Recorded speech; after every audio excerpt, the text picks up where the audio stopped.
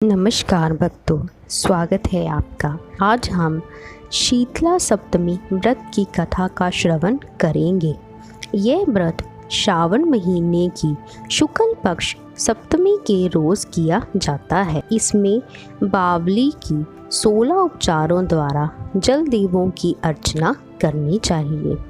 इस व्रत में ककड़ी, दही और भात का नैवेद्य समर्पण करना चाहिए। एक समय की बात है कि सौराष्ट्र देश में शोभन नाम वाला नगर था। उसमें एक धनी सब धर्म को मानने वाला निवास करता था। उसने निर्जल और बंजर वन में बापी खुदवाई। उसमें उतरने के लिए रमणीक सीढ़ी का निर्माण कराया, जो बहुत ही सुंदर और टिकाऊ थी, जिसके चारों ओर थके हुए पथिकों के लिए वृक्षों से संयुक्त बगीचे का निर्माण कराया। उस बावली का पानी सूख जाने से उसमें बिंदु मात्र जल भी ना रहा। उसी समय दुखी हो धनी ने कहा कि मेरा परिश्रम व्यर्थ हुआ। यूं कहकर वह धनी चिंता कर रात को उस बावली के पास सो गया। उसी समय स्वप्न में धनद को जल देवों ने आकर कहा, हे धनद, जल निकलने का उपाय सुनो।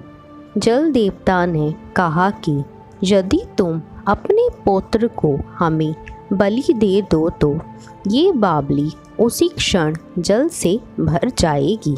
इस प्रकार स्वप्न देखकर वह धनिक अपने घर आया और अपने पुत्र से स्वप्न की सारी बात कही।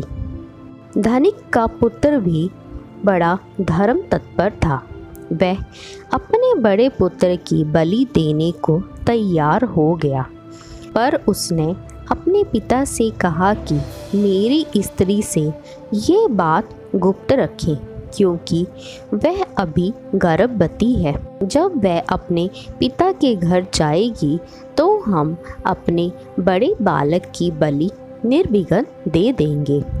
इस प्रकार पत्नी के जाने के बाद उन्होंने अपने बालक को अच्छे से तैयार कर प्रसन्नता से बावली के किनारे पर खड़ा कर दिया और दोनों ने कहा कि इस लड़के की बलि से जल देवता प्रसन्न हो।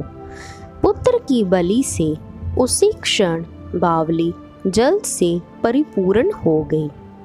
वे दोनों पिता पुत्र बावली को जल से भरी देखकर प्रसन्न और बालक की बलि से दुखी हो अपने घर लौट आए। दूसरी तरफ धनद की बहू ने तीसरे पुत्र को पैदा किया और 3 महीने बीत जाने पर अपने ससुराल चली। रास्ते में वह उसी बावली के पास आई तो उसे जल से पूर्ण देखकर आश्चर्यचकित हुई और उसमें स्नान करके बोली कि मेरे ससुर का कार्य यथोचित पूर्ण हो गया है। उसी दिन श्रावण महीने की शुक्ल पक्ष की सप्तमी तिथि थी। उसने शीतला माता का शुभ व्रत कर वहीं पर दही तथा चावल मंगवाकर भोजन बनाया। जल देवता की पूजा कर दही और चावल का भोग लगाकर अपने साथ वालों के सहित भोजन किया। वहाँ से उसका गांव 4 कोस दूर पर था। जब वह पालकी से घर जाने लगी तो जल देवता आपस में बात करने लगे कि इसने बड़ी लगन से हमारा व्रत और पूजा की है, हमें इसका पुत्र इसे दे देना चाहिए। इस प्रकार जल देवों ने आपस में बातचीत कर लड़के को जल से बाहर निकाल कर विदा कर दिया। माँ को देखकर लड़का माँ के पीछे माँ माँ करता भागा। आवाज़ सुन माँ ने जब पीछे मुड़कर अपने बेटे को देखा तो उसे गोद में बिठाकर प्यार करने लगी और दूसरी ओर बहू के घर आने का समाचार सुन पिता पुत्र विचार करने लगे कि बहू को बालक के बारे में क्या कहेंगे। इसी बीच बहू तीनों बालकों को साथ लेकर घर पहुंची।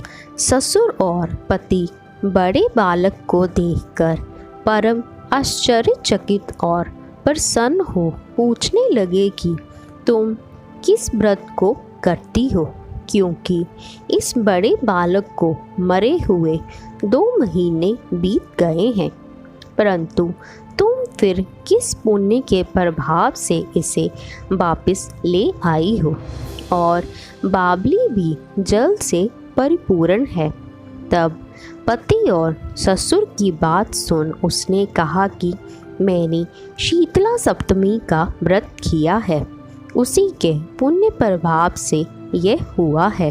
इस प्रकार शीतला माता की कृपा सब पर बनी रहे। बोलो जय शीतला माता की जय। शीतला सप्तमी व्रत की कथा पूर्ण होती है।